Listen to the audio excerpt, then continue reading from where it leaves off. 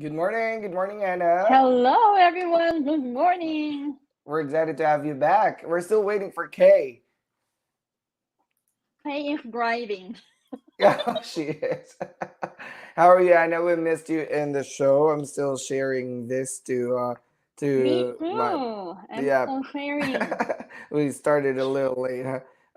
I was rushing to get up and get ready because I woke up late. But Anna, we will have Kay shortly, and we have Mm-hmm. special guests coming in shortly. I think they might be running late too. But before that, while we're waiting um, um for our viewers, how are you doing?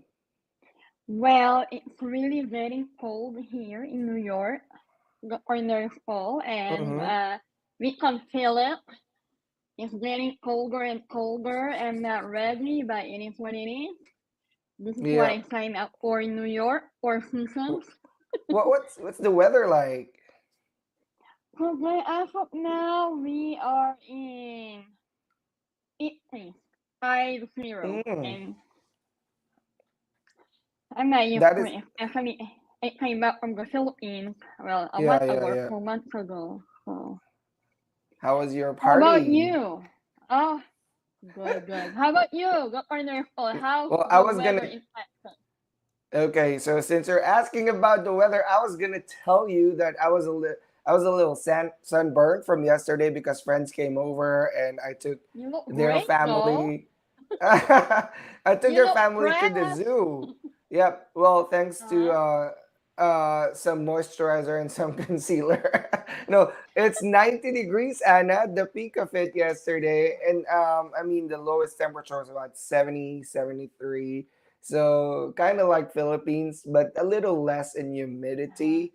So Mm-hmm. yeah, I got a little sunburn. So when you were saying it's getting a little colder here in New York, I'm like, we haven't felt that in Houston yet. It's still like Okay, summer rub it weather. in. Oh, Kay's Anyway, here. Kay is here. The Kay, you're traveling nurse driving. Morning, hacker everyone. is As always, traveling. the As traveling you nurse are. hacker is traveling. Yes, it is. Good morning, everyone. Good afternoon and good evening. Thanks Mm-hmm. for having me here again. And it's a In the very great car. topic. Yes, I am in the car, and I'm always on the road. So it's really a great topic that we will discuss because during back when I arrived here in the U.S., it's really hard. There is no Zoom, there's no Facebook, Mhm. there's no iPhone, there's no Samsung Galaxy. It's so Correct. hard to get in touch with a lot of families and Uh-huh. friends back Mhm. home. So the homesick is real hardcore back then with all those without those technologies. So, however, it doesn't mean that we don't get homesick if we have Correct. Yeah, those true, true. technologies in hand. We still experience the same thing even with the presence of the technology out there. And Correct. actually, Yeah. Mhm. sometimes Mm. it's worse. Yep. True, So, true. So for basically, everyone's information, we are on our episode 48. Wow, Yep, dealing yep. with homesickness. Yes, even if you achieve your American dream, you still have a little sadness at the corner of your heart. You miss home, Yep. and you're getting sick too. I mean, I know money matters. I know you work hard for it, for come and work in US, but like Faye said, somehow at one point in your life you're gonna, and no one talk about this. Look for their phone and Yep, traveling. yep. I haven't seen any podcast about, especially the three of us. We are all immigrants. We Yep. have a common pathway. So no one Yep. talk Going about to the home. US. Yep. Yeah, Yep. very beautiful topic for today. Very Yeah, yeah, timely. yeah. Yeah. So anyway, welcome everybody. Officially, we're Mm-hmm. welcoming you to our episode 48, which is dealing with homesickness. I think Anna and Kay, this is a very timely matter that we need to talk about in DNP Unlocked. As you know, we've created DNP Unlocked for our immigrant audience, Mm-hmm. and we have audiences as far as South America, South African continent, Europe, and of course majority of our followers are Filipino as well, but even then we have Correct. international followers that are listening to our podcast and are Yeah. joining us in live streams to learn about the life in the US, and a lot of our followers are outside the US, but we also have followers that are already here in the US still listening to DNP Unlocked podcast. So it's such a good resource.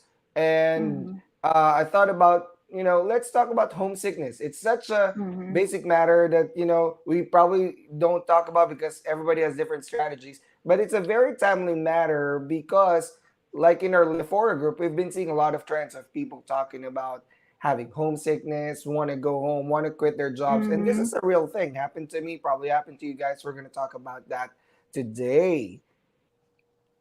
And it's also part of our mental health too, right? Yeah, Very exactly. And, sad. Mm-hmm. and yes, Very and this is the timely. Mental Health Awareness Month. Actually, it Mm-hmm. was Mental Health Day 2 days ago. So what a Mm-hmm. better way to spend a Mental Health Month? There's so many things to celebrate this month. It's Filipino American Month, Heritage. right? Yeah. Heritage Mm-hmm. Month. It's Mental Health Month. It's Emergency Nurses Week. Today is the Yeah. last day. Happy Emergency Emergency nurse. Nurses. Yes, happy Emergency All the Nurses Week to my badass colleagues. nurses. Right. And it's also my birthday month. So happy birthday to me. Yay! All Yay! one. The most important All thing. right. Yeah. Without Yeah, we're Paul, look. there's no DNP Unlock. Yes. Well, hopefully more episodes soon because I'm getting busy, guys. Oh my god! In my new job, I would have days that I need to work on Sundays. I mean, it's 9 a.m., Mm-hmm. but I still have to work Sunday. So we'll see how we can what we can do about that. But I think our guests invited speakers are here. Let's Yay. welcome up the stage our one of our nurse influencers, Filipino nurse influencers, Pinoy Nurse Portal, Nurse Rebecca, at the Mm-hmm. stage. Welcome. Come on Hold in, on. Nurse Rebecca. There you Hello. go. Promise. Eh, hello, Hello. Nurse Rebecca. Good All right. morning, Ano, everyone. Good This morning. Good morning. welcome, Nurse thank Rebecca. you. Thank And we have our Gloria the Explorer, Marvin the, Marvin the Explorer. Right. Yes, And our good nurse. morning, Rebecca. Good morning, Marvin. Good Hey morning. everyone, good morning, good morning. All the way here from Northern California. Mabuhay, good evening, Philippines, and good day, everyone who's watching this particular what's this episode from all over the world. So again, my name is Marvin, an ER nurse here in Northern California. How's everyone doing right now? It's a cold morning here, by the way. So and also happy Emergency Nurses Week to all frontline Mm. heroes. Paul, you know that. And happy Yes. happy belated fiesta, Señora La Virgen del Pilar, to all Sambuangueños who's watching right now. And how about Yeah. Miss Rebecca, Nurse Rebecca? Hello. Welcome. Good morning. I was so confused with the time, and it's a way to break the ice. I set my alarm at 7 o'clock in the morning because I've been Googling. I said, what time is it in Houston? Because I know Paul is from Mm-hmm. Houston. And it said, Mm-hmm. okay, Houston is 1 hour ahead of Arizona. So I set my Yeah. alarm Mm. at 7 o'clock. And he said, we are in now. Well, anyway, so much for the boo boo. My name is Nurse Rebecca. I'm also an influencer, and I currently became an ER nurse from working. Mm. Happy Year Nurses Yeah, Happy Week. Nurses Happy Week, I happy year. know. I'm still at the, I call it the tatanga-tanga stage of my we in all, the yeah.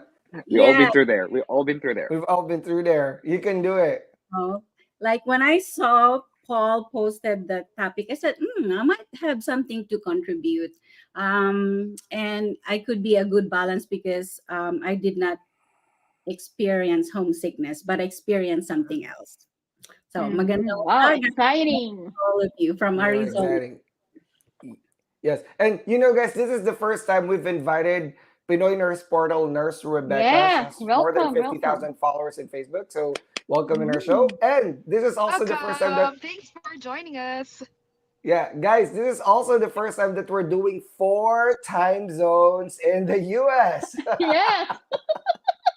Yes, Anna and Kay are in the Eastern time Mm-hmm. zone. I'm in Central. Nurse Rebecca is in Arizona because they have their own Mountain time time. zone. Hmm. Mountain Mountain time. time. Yep. Yeah. Actually, Arizona is the only state that doesn't do daylight saving, Daylight right? saving, yeah. Yeah, they Oh, We don't. for Yeah. real? Oh, that's yeah. good. Yes, they Mhm. always have the same time all year round, which is good because it's confusing with the daylight saving time. Mm-hmm. Yes, that's And true. Marvin is in California, so Pacific Pacific time. time. Wow, four time zones. Represent. Fourth time zone, and we'll talk about all about homesickness.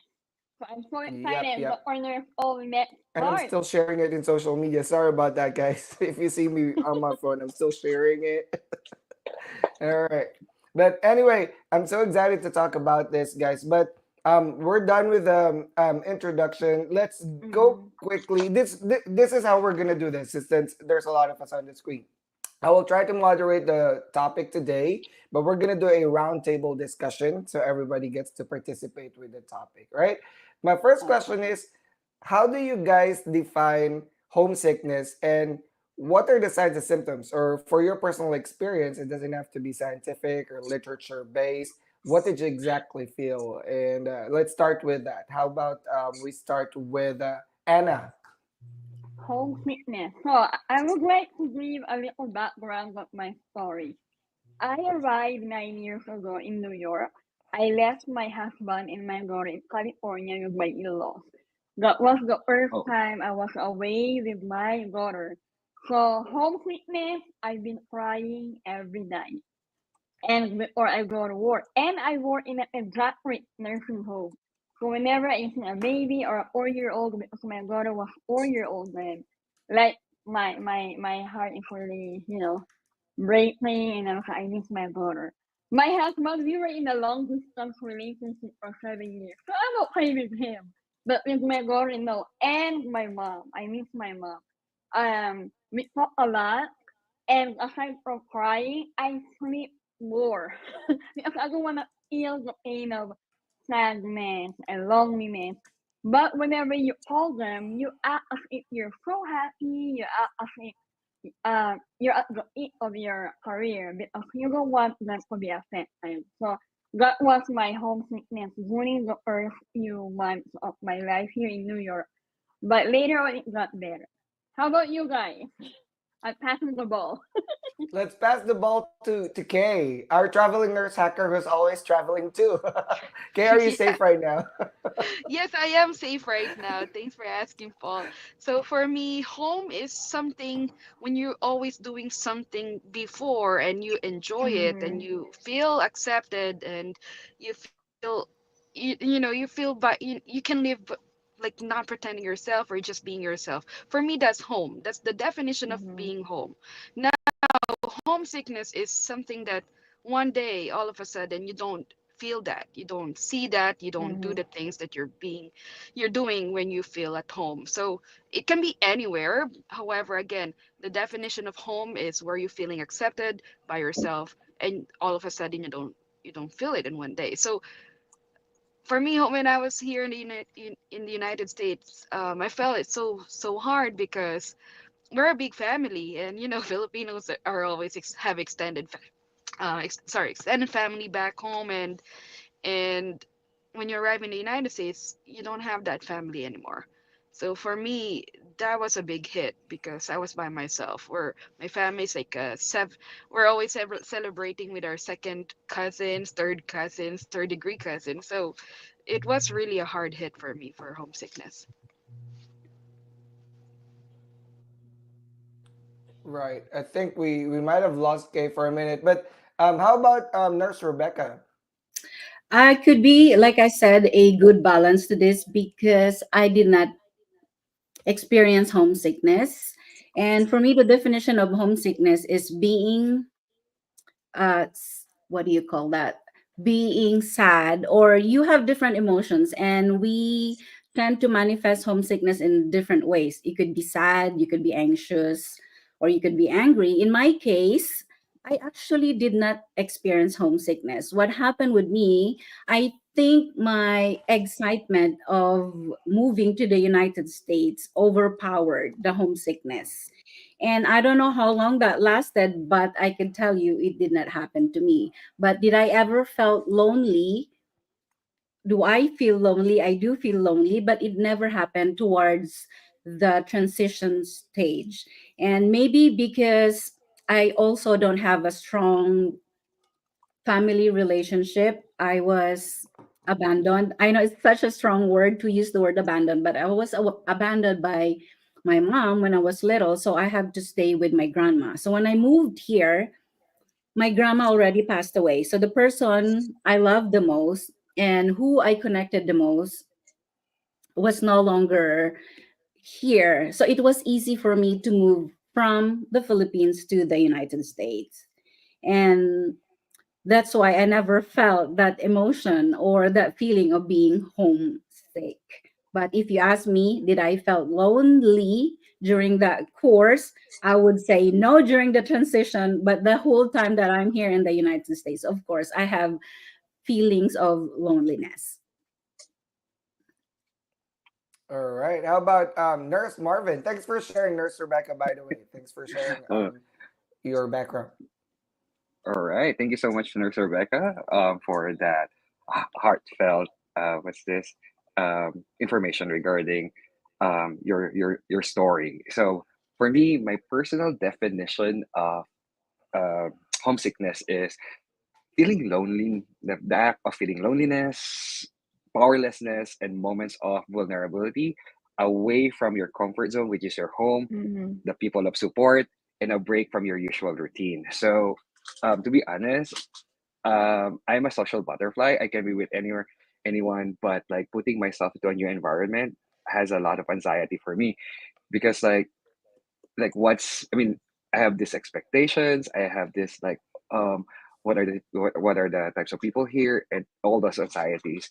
So homesickness kicks in because like the first 3 months when I was here in the US, I was very, very excited. Like, oh, this is my dream, and then it's starting to unfold.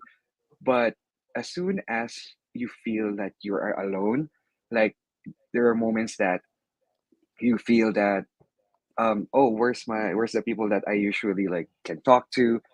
So that kicks in. So the symptoms there for me during that time include like fatigue, I'm insomniac, um muscle tension, I have stomach aches and all that, headache. I was not able to concentrate for quite some time. And then during that time it was when I moved here to the United States for the first time.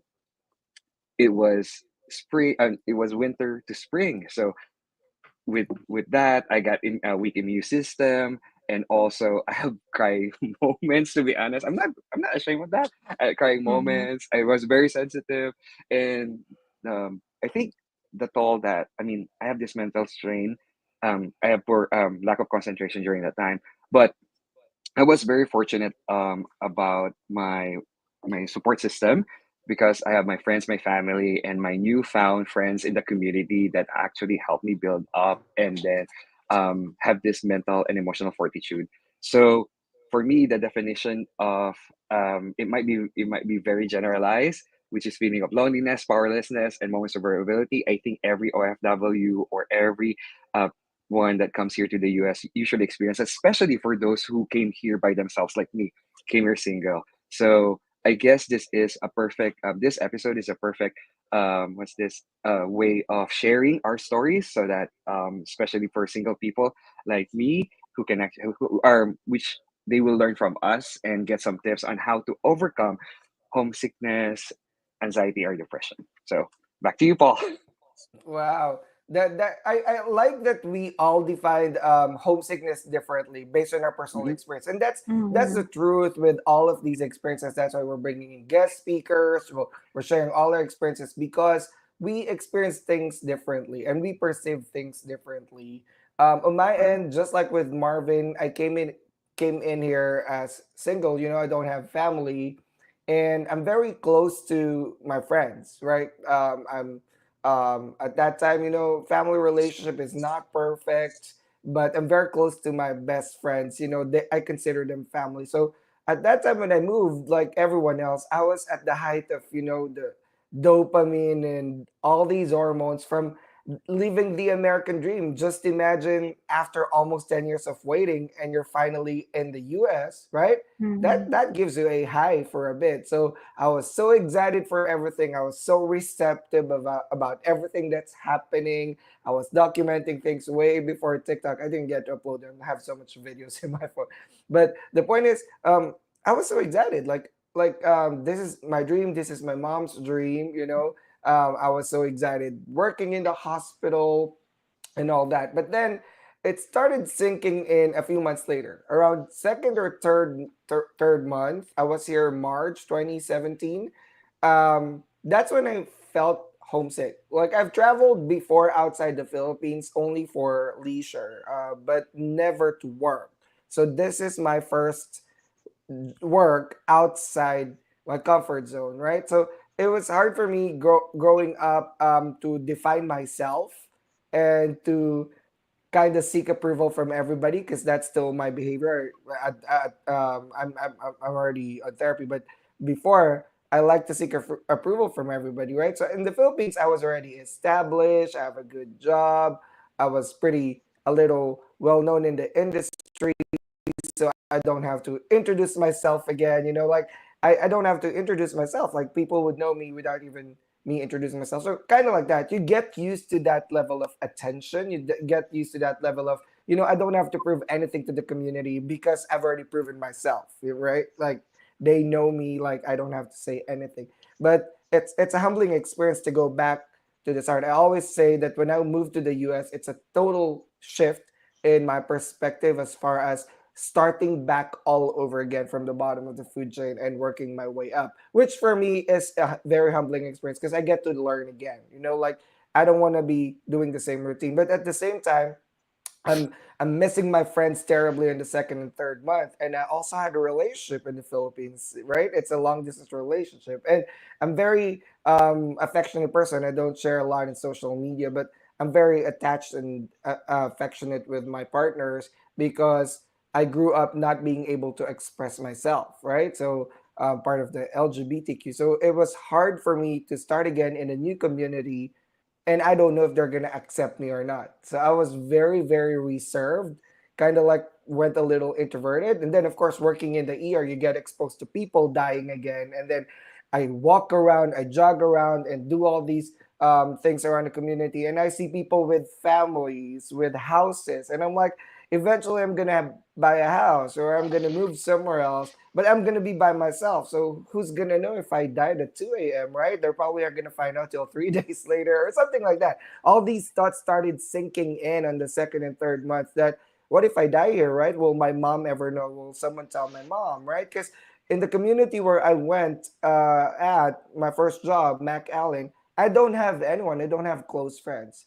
But you know, it was also a humbling experience because you know what I learned from my friends is form a new community of a group of people that you will trust. Because it's up to you to form your own community. You cannot be reserved all the time and be introverted, you know, and not talk to people because you don't want to, you know, be stressed with trying to get yourself approved or something like that. But honestly, guys, the physical manifestation with me, and this was the first time it ever happened to me, um, I got panic attack. Right, this was the first time.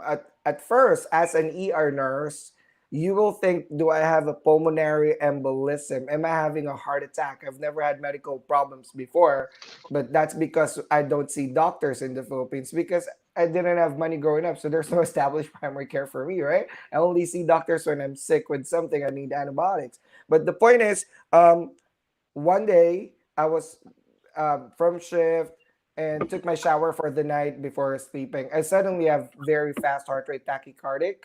And then I went to my neighbor and I passed out in the street while we were walking. He said, I think you're having panic attack because I was like very rattled. My pupils are dilated. And I said, I think I'm having a little shortness of breath. And so many things are running through my mind. You know, maybe I'll die today. Maybe my family won't see me till 2 months later in a casket or something because my mom couldn't get here. To cut it short, I passed out while we were walking because I said, just relax, just let's walk around. Maybe you can relax when walking around because the anxiety was building up over for 3 weeks and finally panic attack. So I called the ER. my friend was the charge nurse for the night. I was charge nurse in the morning. I said, I'm going there today. Can we at least do an EKG or something? That's all I need to know. But the doctor did full workup. To cut it short, they didn't find anything. It was not heart attack. It was not PE. It was full blown panic attack. But that was the first time I've had it, so I was scared, guys.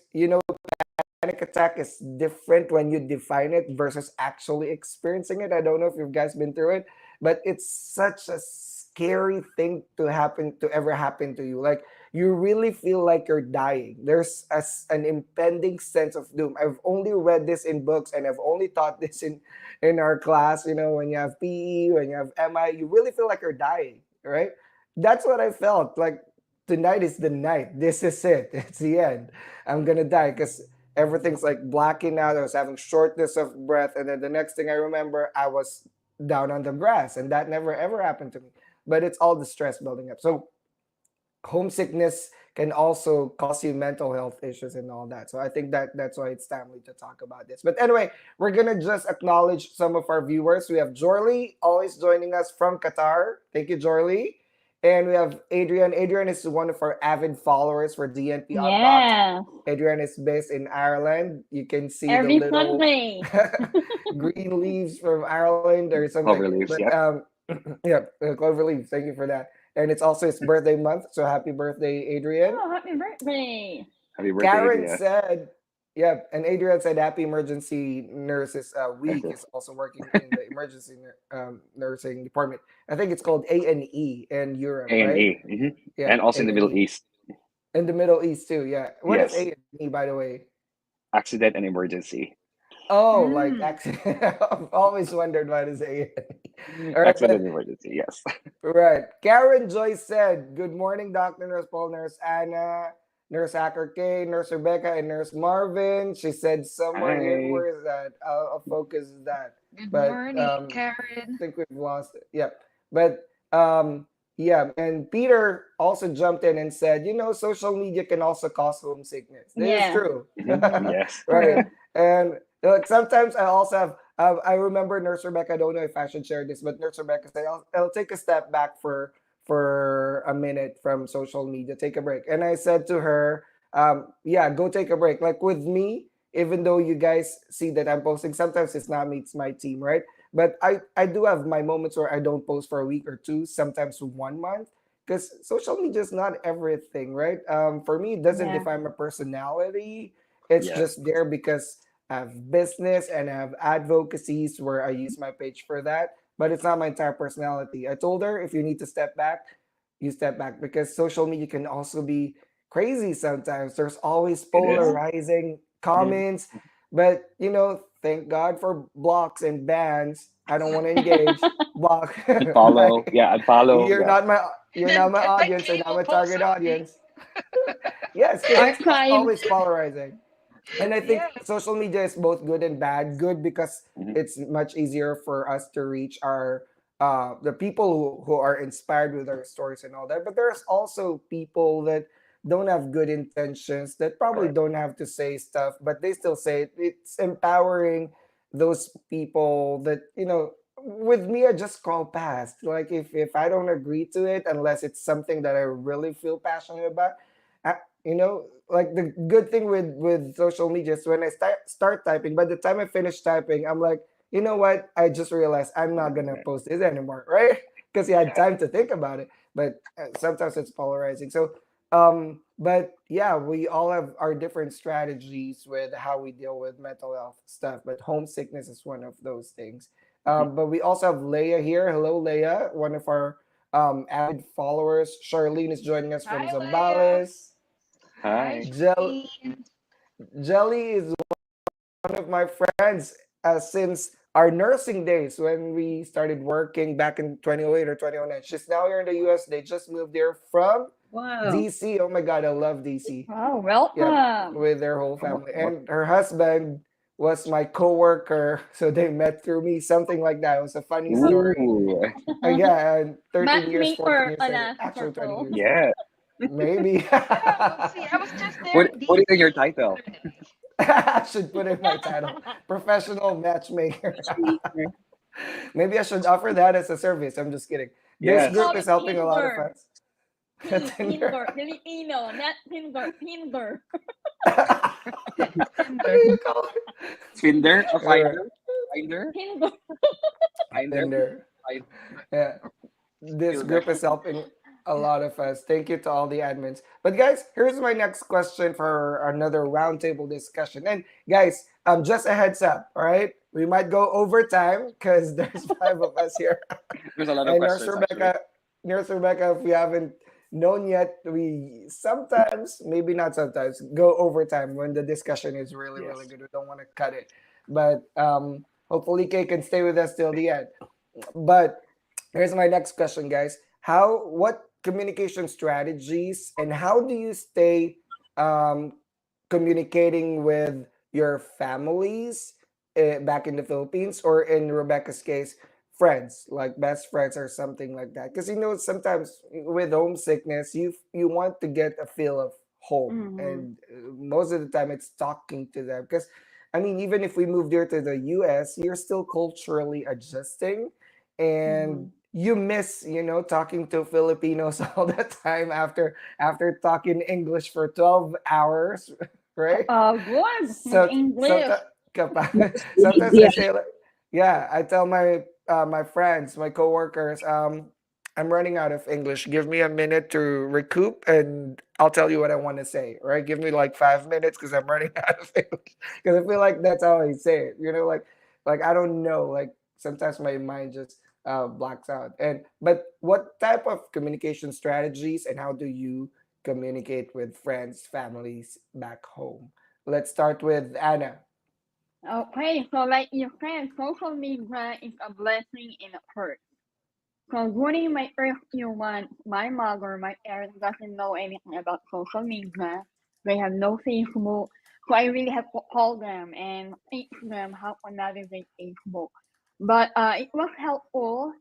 I really felt home. Like I spent hours of talking to my mom whenever I go to Manhattan or in New York City. I FaceTime, or before it was Skype, and now you have FaceTime and you have Facebook, you have Messenger, you have video call, and as well as when my daughter was and my husband was in California.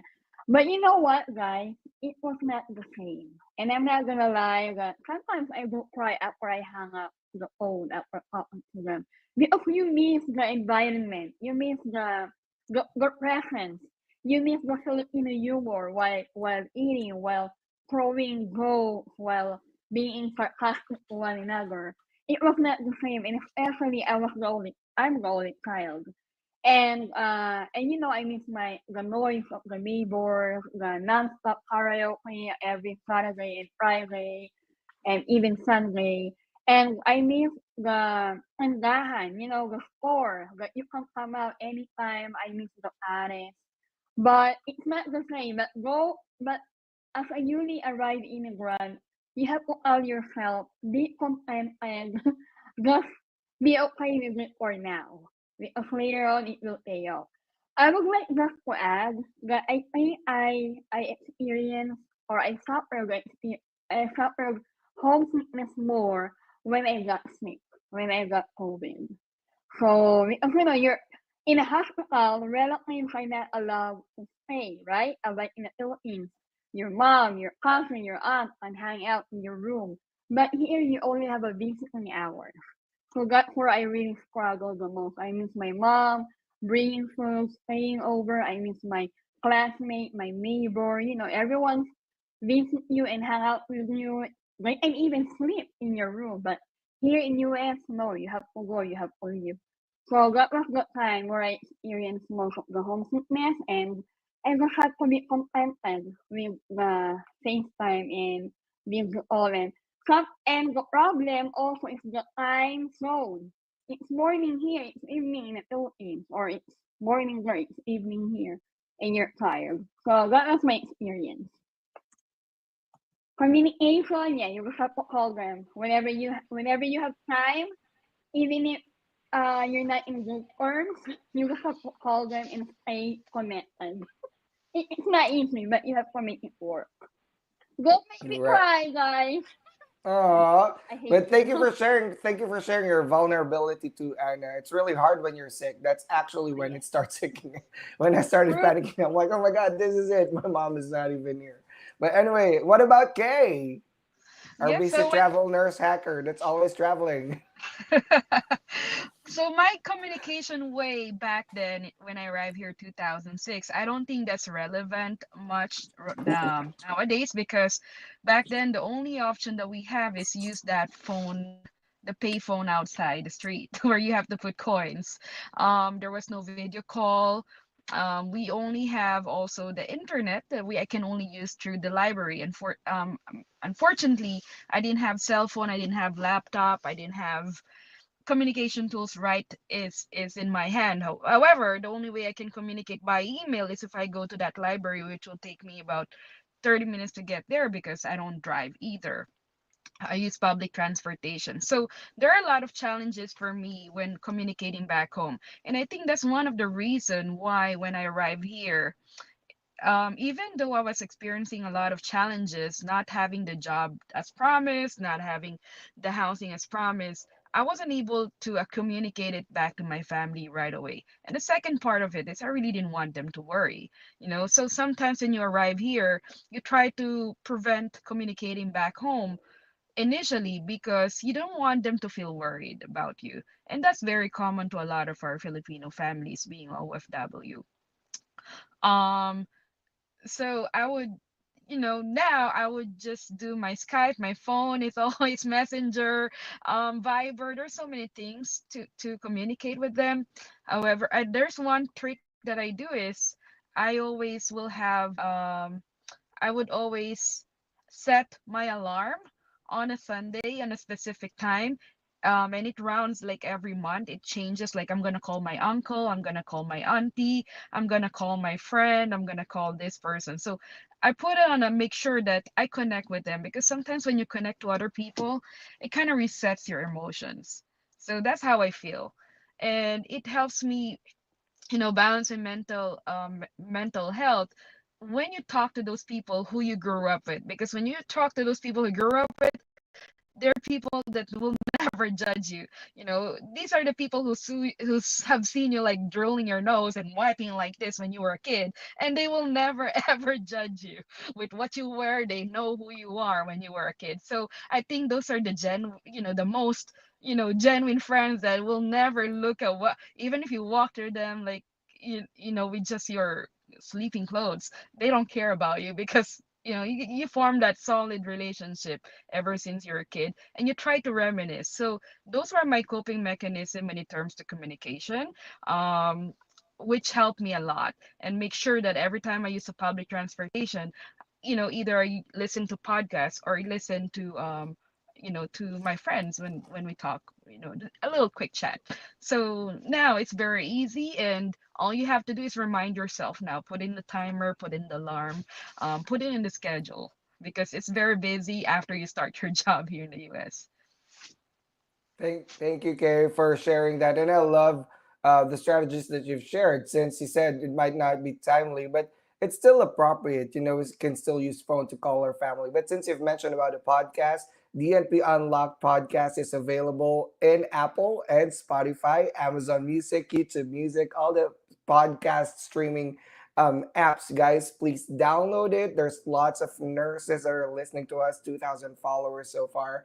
Thank you guys for continuing to support DFB Unlocked, your immigrant nurse podcast for US. And now let's talk to Nurse Rebecca about her experience with communication strategies, family, friends back home. Back then, like Nurse Kate, I came in here in 2006. Back then, I remember we have to buy a card, the scratcher, so you could call back home. You have to put, and it has, I think you can buy a $5 or $10 card, and you have to tell the other person you're talking to that, hey, I only have $1 because you will have a prompt that will tell you you only have 1 minute. So you have to tell them, hey, I only have 1 minute. It may go, it may go away. So it means I don't have card anymore. I have to call you. So that's how I used to communicate. And back then, between me and my husband, he's really close to his family, so he has to call them actually every single day, and he still do that right now. And like I said, I cannot relate so much about close family ties and close family relationship, and that's a work in progress. I have gotten better with that. So now, fast forward to now, I have a group chat with my family, my cousins, and I have group chat with my uncles and aunties, and I envy Kay that she could call her aunties and uncles. It's so hard for me to call them and just to say hi and hello. I'm a really weird, I think, a weird case of introvert and awkward, and it's so hard to talk to my uncles and aunties. I text them, and I know older people love to talk rather than text, but it's like I said, it's a work in progress. With my cousins, we have a group chat. They are about my age, some of them are younger. And believe it or not, I have two sisters in the Philippines whom I don't talk to anymore. So it's really weird. And I know it's hard to share that here, but maybe I could share with my husband. And I really look up to my husband, the way he treats his family and the way they talk. I overhear them fight over the phone, but I also envy the way he could actually talk to them, tell them about his emotions, about how he feels, about his triumphs, and all of that. But in terms of communication, like I said, it's really a work in progress. And I do my best to message my cousins on special occasion. And what else? That's it. I don't have close family ties with my family, but like I said, it's a work in progress. All right. Thank you for that, Rebecca. How about Marvin? All right. So thank you so much, Rebecca, for sharing. So, to be honest, I feel more homesick after every vacation, to be honest, and compared to what Nurse Anna was saying. So, again, working in the Middle East for me was already a challenge, but actually it helped me.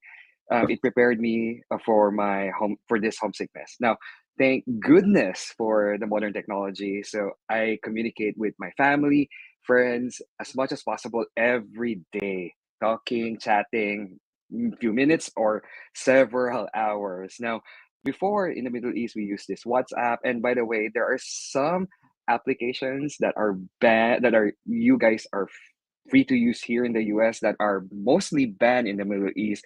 So thanks, Botin, Skype, my roaming number before, FB Messenger, social media, name it, I used it. So um, but the thing that helps me the most are my group of friends who are OFWs, particularly the people, my friends from Saudi, Brunei, the Philippines.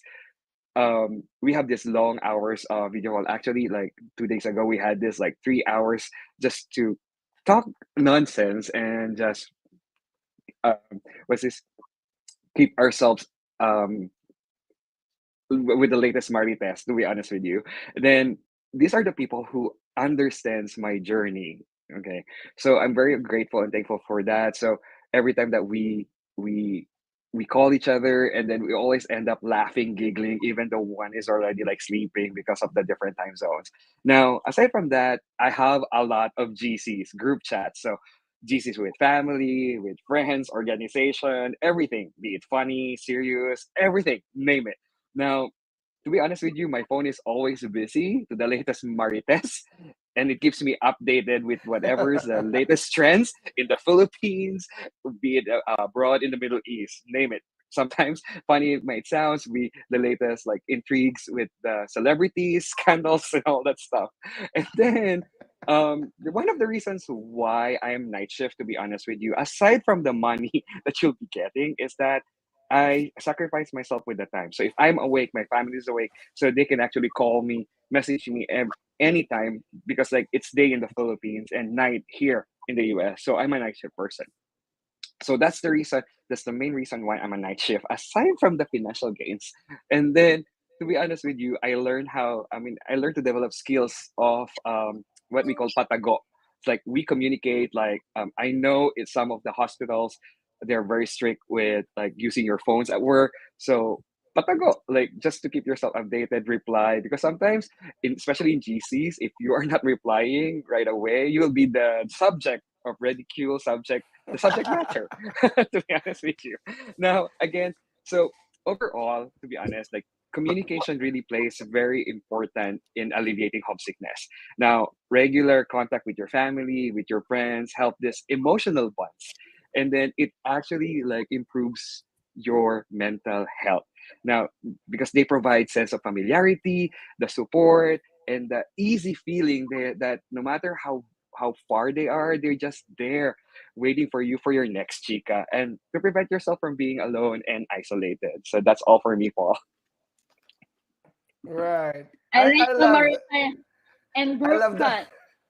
Maritas is little gossip talks in the Philippines, and I Yeah, mean it's not really bad as it sounds. It's just us, talking about stuff. But we have yeah, stuff like that in all cultures. We talk about yeah, stuff, but that's a piece of home that you really miss yes, because how do I say this? Because of the Spaniard influence in the Philippines, we're very community oriented, right? We yes, Mm-hmm. always want to And be part family of too. Family, community yeah. and family oriented. We want to be part of the group. So, you always have these thanks to group chats and messengers and WhatsApp and whatever we're using. We have these group chats where we talk about stuff, and that's a piece of home that yes, we actually yes, miss, right? And which Filipino don't have group chats or something? Because I do. I have plenty, right? You're But not with Filipino when you don't have a group chat. yes. To be honest, right now, I just received a message from a group chat. Hey, Marvin, your front, your what's this? my my front is shining. So it's like, they're guys, watching you. they're watching. So like, hey, it's oily. Oh my god. Let's feel conscious You right now. got judged already. There might be a Yeah, screenshot, Marvin. yeah, And thanks to your friends for watching us today. yeah. But yeah, but with me, I came over here 2017, so that's already like full blown Skype, Facebook Messenger. Yeah. So it wasn't hard. I Yahoo was Messenger, actually right? yeah, yep.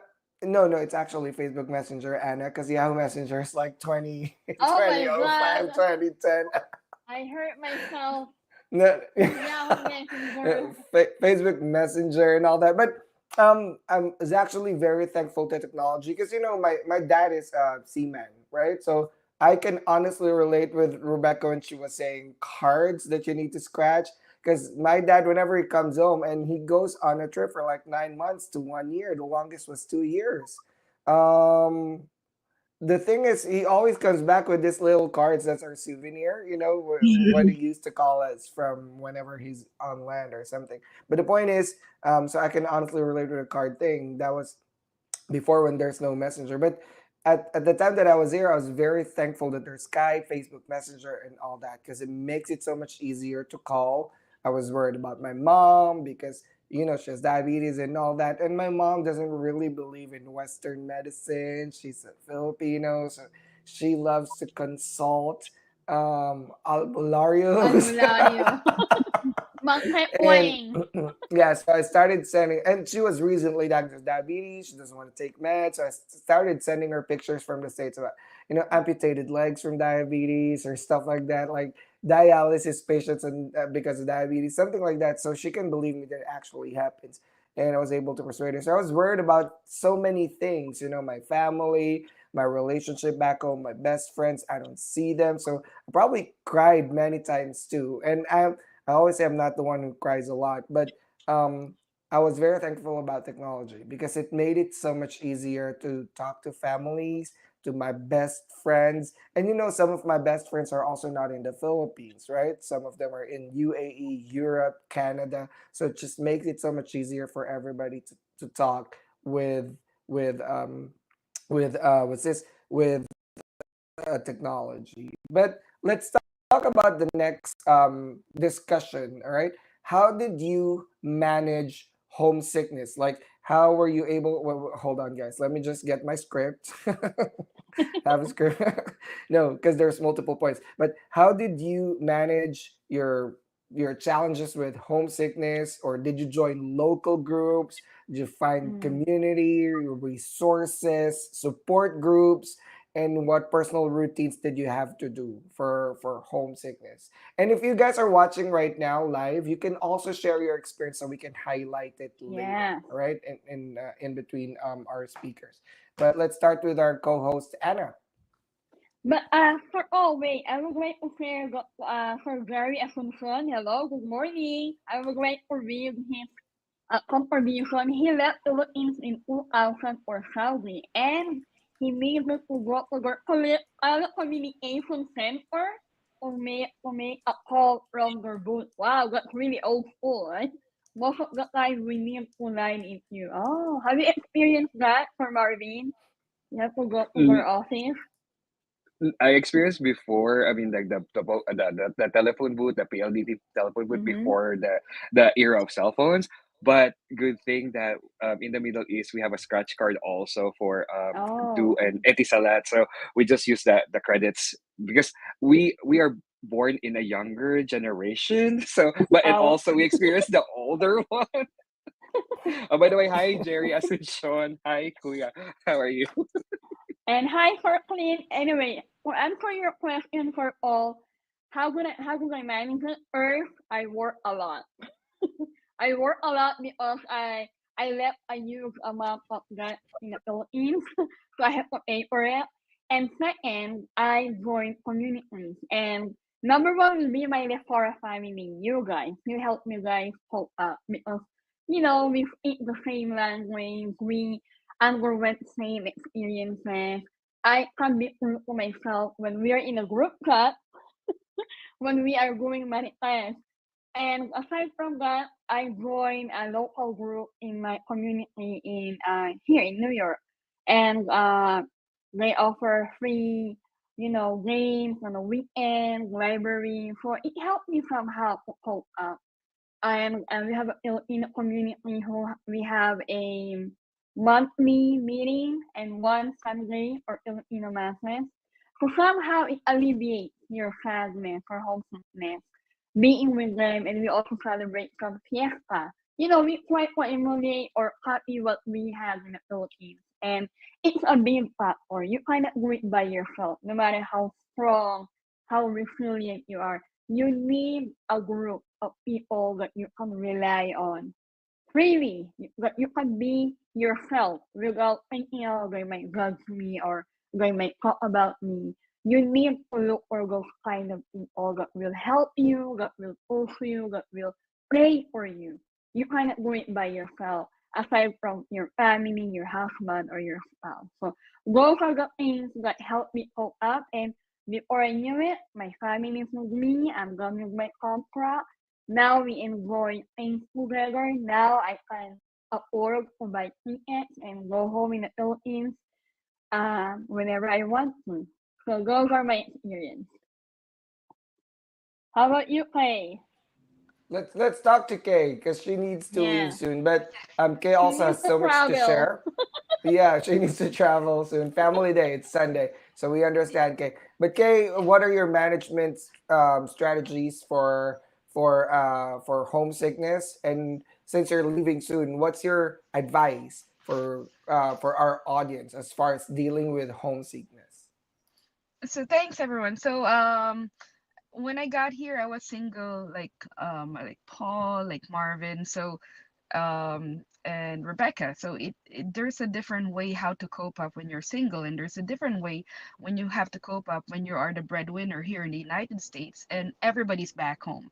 I was a single mom a part of my life at the beginning also, so this is very important to know. And also when you have family back home and you're only a small group of family here with your husband, with your kids, so there's different ways. So let's start with the first time when I was a single. When I was a single, I was really proactive in learning because if I don't learn as quick as possible, I know I'm the one who's going to be suffering at work because there's cultural language barrier, there's so many challenges, the clinical transition that you have to take, it's really overwhelming.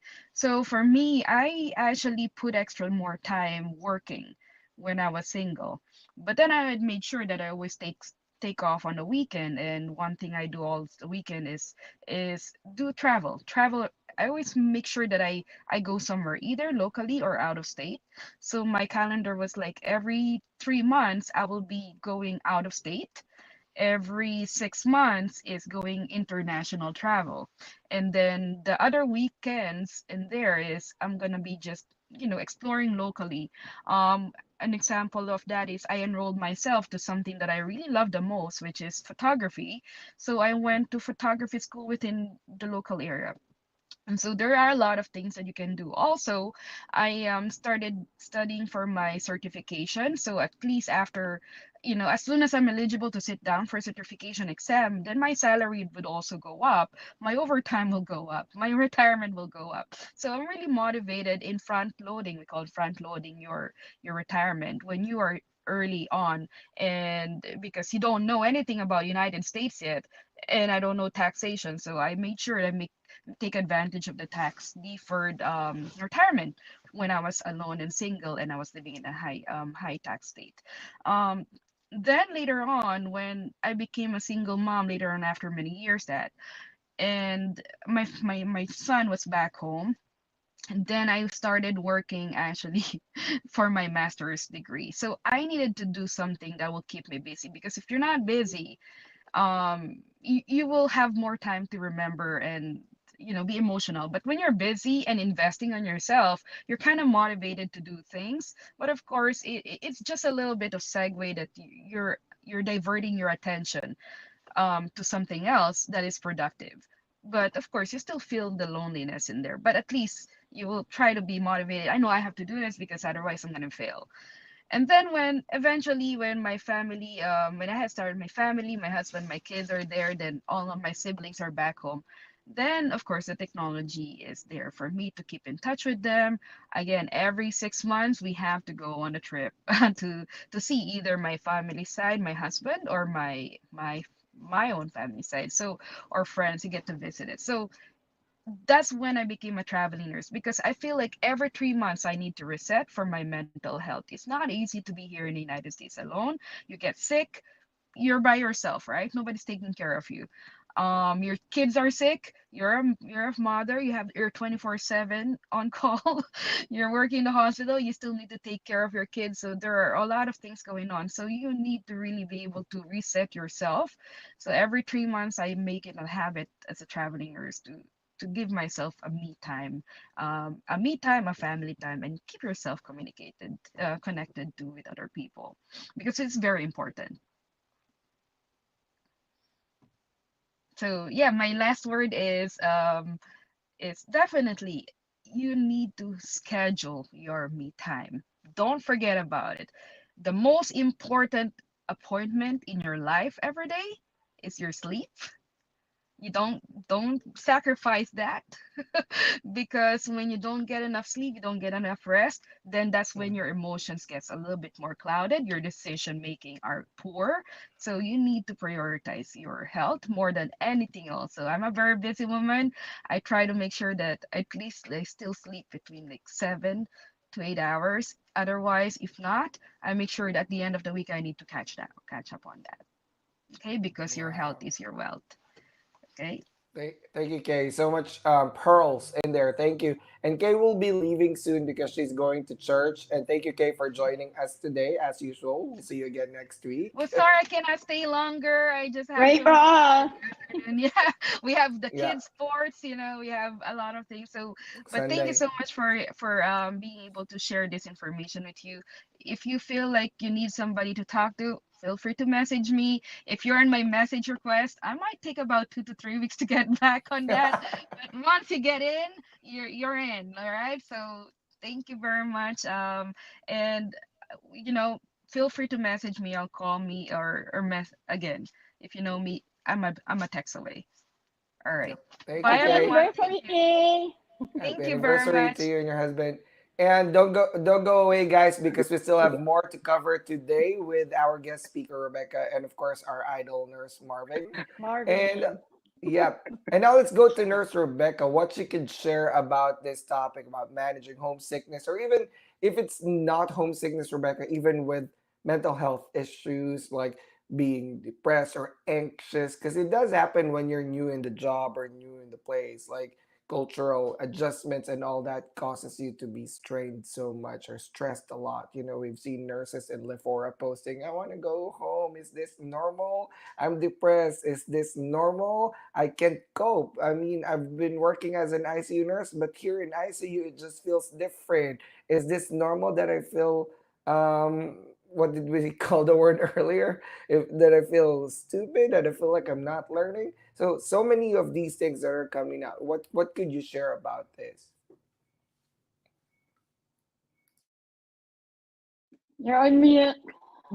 I cannot relate with the homesickness. I think what happened was I was in denial for too long. And what happened was it manifested after my second pregnancy from putting it off, and not facing that maybe I was having homesickness, but I was denying it. And it manifested as postpartum depression, postpartum anxiety after my pregnancy. That was 2 years of being in the United States.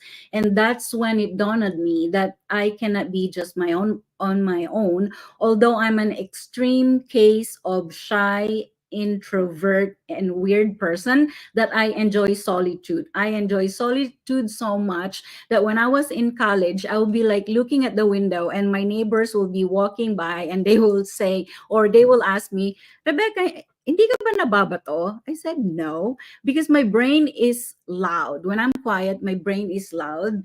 And maybe that's one of my coping mechanism when I came over. But like I said, it manifested as postpartum depression and postpartum anxiety. What happened during that time when I was not lonely, I was depressed. That's a totally different feeling. When you're lonely, you still feel something. When I was depressed, I did not have feelings. I was not able to cry, but I was scared, and the food did not taste good, and the things that used to make me happy, including Walmart, I used to feel so happy every time I go to Walmart, did not make me feel happy anymore, and that was a very scary feeling. So what my husband did and myself was we reached out to our families. Like I said, I don't have strong connection with my family, especially with the family of my husband. But what he did, because I'm the introvert, he's the extrovert, he called all our friends, he called our family. And when our neighbors are off, like most of our friends are nurses too, so on their days off they will come to our house. We did barbecues, and that's when I realized, I said maybe I should form connection, because back then I was also not good in expressing what I feel. I was trying to create a facade that I'm strong, that I'm good. I'm now in the United States. I should not be lonely or something like that. But that was BS. And I don't advise anyone to do that, because it pent up a lot of emotions and it blew up.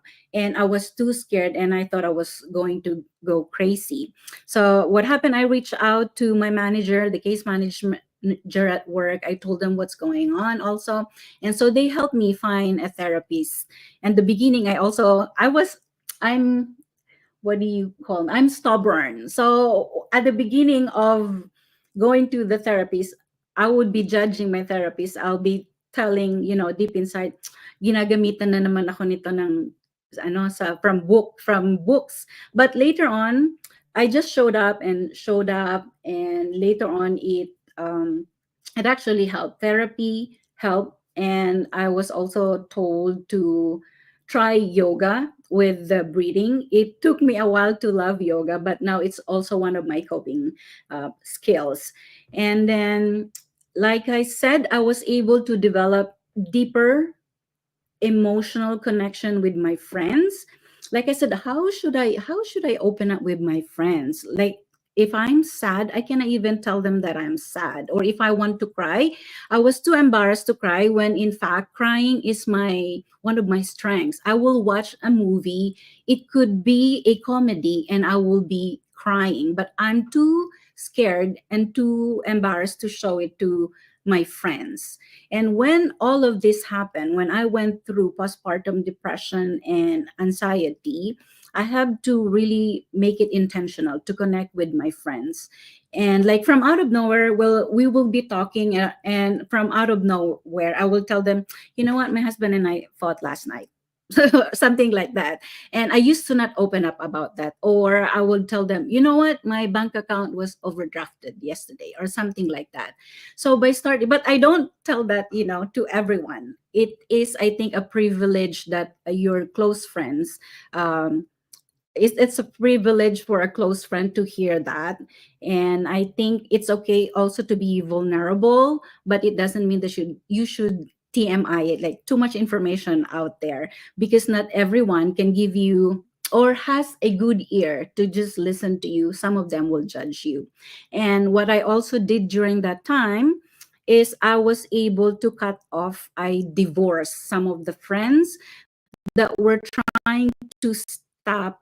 Let's say I will call them and they will tell me, "Wag ka nang umiyak, ang laki-laki mo na eh," or something, "Nandiyan ka na sa States, magpasalamat ka, nandiyan ka." I have to cut ties with them. Well, not like cut ties like from cold turkey, but I have to stop talking to them. Because when I realize that when someone is going through something, sometimes we don't really need advice. We just need someone to listen to us. And that's what I do with my friends too. So to all of you watching right now, let's say you are lonely, you're going through anxiety, and let's say you called someone and they tell you, "Wag ka na umiyak, magpasalamat ka, nandiyan ka sa US," or "Don't cry," or "Isipin mo na lang na ganyan, be grateful." You could tell something like, and this is what I do. "Oh, thank you so much. You know what? Just hearing your voice made me feel better already." But deep inside, it made me feel like, ano ba yan? Just trying to rush me from the emotions. What I also learned from the therapy and from navigating my emotion is we as human beings can have emotions, like different emotions at the same time, because we are complex human beings. I could be sad and I could be happy at the same time. And we have to learn to embrace and recognize, ano ba ngayon? What do I feel right now? Am I sad? Am I happy? Am I scared? And then process that emotion. I used to give myself 3 days to be sad if something's going on. Let's say me and my husband uh, fought or something. I give myself 3 days to go through the emotions. But I said, why am I giving myself a timeline like that? I can I can cry as much as 7 days if it will make me feel better. So to all of you watching right now and you are feeling homesick, whatever dark emotions you have, know that there is a good news and a bad news. You could be in a dark place right now, but know that sumisikat naman ng araw pagkatapos ng dark phase in your life if you just learn to acknowledge what you feel and navigate and process that emotion. Yung liwanag will also come. Wow, that's a very nice Yeah. Wow, it was information. nice. Mhm. Thanks Overwhelming. Thanks for Yeah. sharing your vulnerability, Nurse Yeah. Rebecca, to our show. I love everything that you shared. I was actually reacting in the backstage. I was like, that point right there, because it's really very valuable. Like I feel like I can totally relate. You sound like my therapist. That's from No, my but therapist. that's the truth. I think when you're really pushed to the wall, sometimes that's when you start looking back and looking at the bigger picture of everything that's happening. Because, it's such a taboo for our culture in the Filipinos, in the Filipino community, to talk about mental health. Sometimes when we show vulnerability, people think we're being weak, right? Mm-hmm. But Yes. actually, I mean, I've shared this in our show, Nurse Rebecca. I love Brene Brown. You guys should Mm. listen to her. She's in an Yeah. Mm-hmm. audiobook. She has a Netflix show. I follow her in social media because I still learn from her. One of the best psychotherapists out there.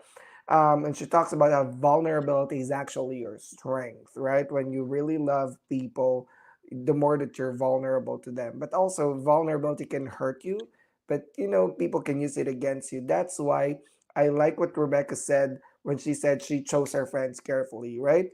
With Correct. me, I always Mm-hmm. put it this way, right? Kind of like I've always been an ER nurse, so I have triage in ER. I have triage in my friends too. I have level 5 friends, level 4 friends, and you know what I Yeah. mean. I have the closest friends, which are my level 1 friends, that are like, I call them my core. These are, I treat them as though they're my family. Like They know everything about me. I know everything about them. And sometimes, like what Rebecca said, I just need to call them so I can listen to them, so they can listen to me, right? Or it's the other way around. They just call me so I can listen to their concerns. I really don't need to say anything, but just my presence will be enough for my friends at this level. But there are also friends that I could not share all these things because too much Mm-hmm. information. What are they gonna do with that? Or are they gonna share that in social media or in their private group chat? Oh, did you know Paul? Oh my gosh, Or he's dealing with Marvin. yeah, he's in psychotherapy and Yeah. he's taking to depression meds or something like that, or he's something like that. So but yeah, but that's very important. Those are very valuable coping strategies. But let's talk to Marvin because Marvin has so much experiences. He's been to multiple countries, worked in multiple countries, had so much experience and so much friends from diverse backgrounds. So he also has a lot to share. Yes, I have a lot of things to share. So, the first question was like, what are the challenges that I face, especially for homesickness? To be honest with you, Paul, uh, with Anna and there's Rebecca and Kay, if you're still watching. So, it boils down to two, and it's actually funny. So, the first one, as one of the first challenge is you need this strong person facade. So, as what Kay was saying, you don't want your family, your friends to get worried. Yeah. So that because like you want to build up this persona, like I hope no one will get worried about me, even though that I'm alone here. So you need to be strong, especially for your family. So breadwinners who are out there, I know you're waving. This is very relatable. So you need to be a strong person. That's a challenge. Again, we are just human. Like what Nurse Rebecca is saying, we need someone to hear us, just be there. The therapeutic presence, your virtual hug, we need that. Because it's not easy to be here in a foreign land. Every day is a struggle. So, friends and family, please reach out. Remember, even the strongest person that you know may be the most vulnerable, to be honest. So, please reach out. So, the second challenge, Paul, Anna, and there's Rebecca, is very relatable. It's what we called Mustang. I know everyone is reaching out, but like this is another challenge for me. Is Mustang. What is Mustang, by the way? So this is a coin I, word I, which I means think I think I picked it I up think I already. know that. yeah, Mustang. yeah, Mustang, I right? love So I love that. I love that. so what is Mustang? So it's like kumusta with a side of utang. So again, people, like we are not here to pick dollars along the streets. We are not rich. We are not rich. So please don't be another source of stress to us. We don't want to disconnect with you. We don't want to cut ties with you. But if you are a good source of stress to us, as what Nurse Rebecca will say, will definitely cut you off because like we don't need another stress in our very stressful um, struggles here in the U.S. So I have a story to tell, by the way. So when I was new here, I was in Texas.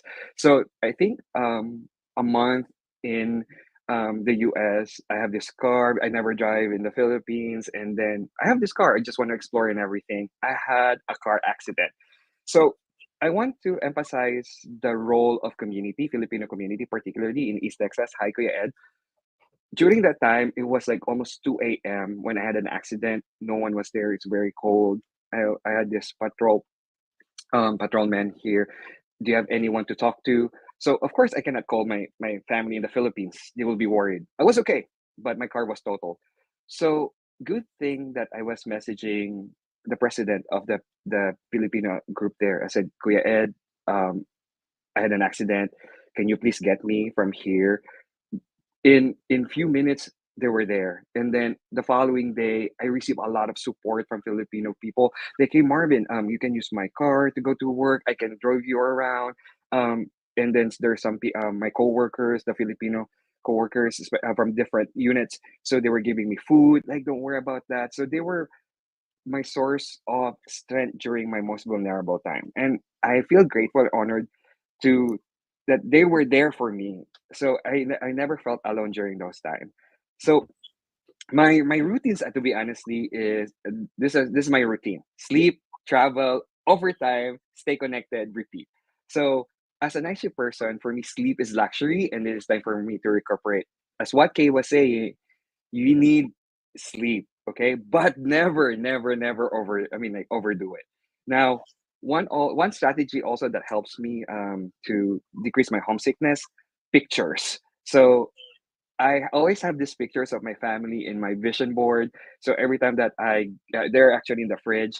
So every time that I open the fridge, I see them. Oh, how are they? It motivates me. And also, aside from that, the places that I want to see, the places I want to explore, I always put that. Remember that I know homesick is strong, but the goals are stronger. So again, and also this one. So another strategy. So as what Kay was saying, every 3 months, yes, every 3 months rule, I always get out, disconnect from work. So as what Anna was saying, I am Marvin the Explorer, because like every now and then, you if you are following me in social media, I always try to get out from work. Again, there is work life balance if you find that facility, and you're very lucky to have it. So I have already like figure out the countries that I will go to within the year. Um, I mean, remember, you need time to disconnect with your work and reconnect it after. And then remember, there are 50 states in the U.S. and most of them are wonderful states, and you can choose from one of them. And again, it is way cheaper to travel between the US and Europe than in the Philippines. But to be honest with you, I always go home every year or twice a year, depending on how cheaper the fare or the flights would be. So as much as possible, I don't want to be just the virtual provider for my family. I want to be present as much as possible to some of their events. Now, again, do not limit yourself in your comfort of your home. You have legs that are designed to move forward and explore. Now, always find time to share your time. For me, I always do volunteer, be it locally, internationally, professionally. So my volunteer experience has brought me to a lot of beautiful experiences: Olympics, World Cup. I meet a lot of people.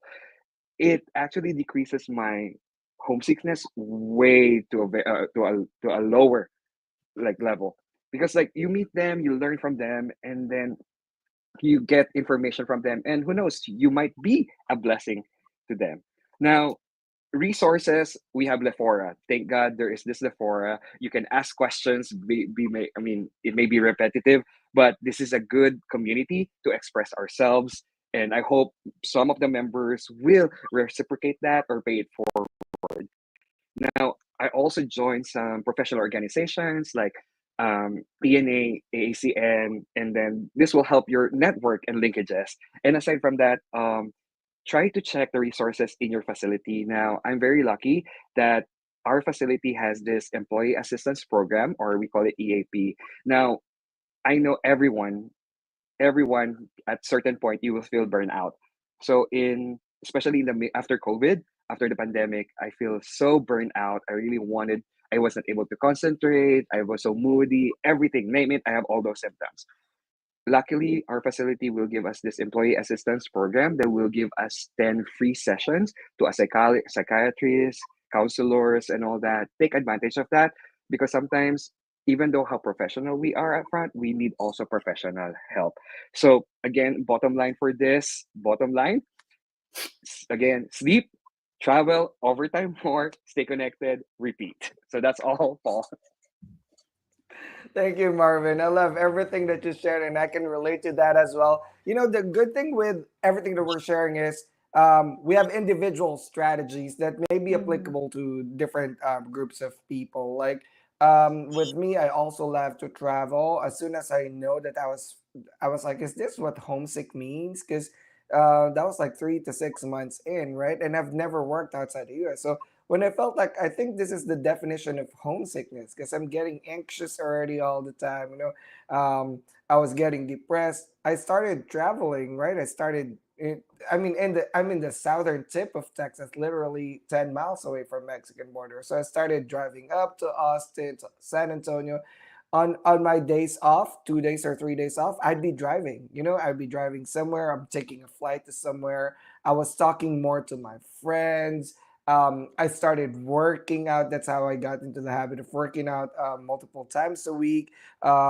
so many different strategies. I was, before I'm anxious to go out by myself, right? Because I'm such a social bee that I have to be around people all the time. Because I I I feel like the more that I'm by myself, the more that I overthink so many things. Because my mind is also like processing information, thousands information per second, kind of like that. So sometimes it's hard to follow my thoughts. Probably a symptom of adult ADHD that was never diagnosed. But um, so I like to be around people because I get distracted to talk about things. I get invested into some conversation. So it was really hard for me to imagine now I have to eat by myself, hang out by myself, watch movie by myself. But I've learned all of those. I've learned to travel by myself. I've learned to go Did you on a trip and still enjoy the trip by did you also myself. experience Mustang, Paul? Mustang? Yes. Thankfully, I think in all of us, Facebook all of us. Messenger, I there's think all of us, right? yeah, Yes. That's and You Mustang. too, Miss thankfully Rebecca, right? there's a coping strategy there because in Facebook there's ignore message. No, yes, yes, yes. It's crazy because if somebody has not messaged me for years and suddenly pops up in Yeah. my messenger, I'm like, No, oh my he just god, wants to reach you out. He was just giving me reaching you out, Paul. Mustang vibes. No, but yeah, we're all victims of that.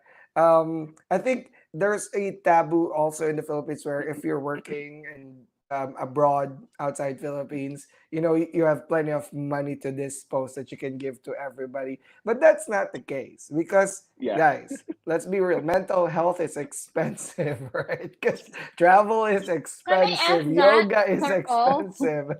Yeah, yes. Can I ask something about that? How do you handle that Mustang? Because whenever I yes. How do you handle handle it, Mustang? Oh, they uh, report me as okay. your relative or as your Yeah, yeah. pet. So Well, with me, I've learned through time.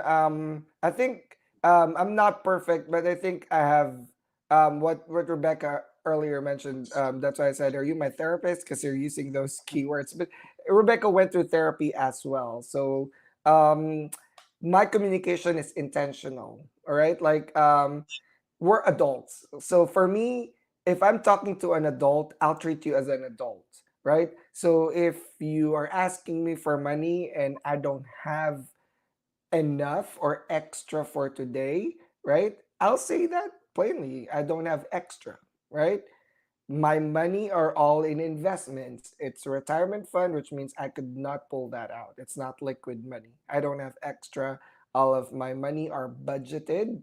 I have bills to pay as well. So I'm sorry I cannot lend you money today. Or probably if they ask, can I borrow like $5,000? Wow, that's like, whew, that's more than my paycheck. I'm not Marvin Delfin. Sorry.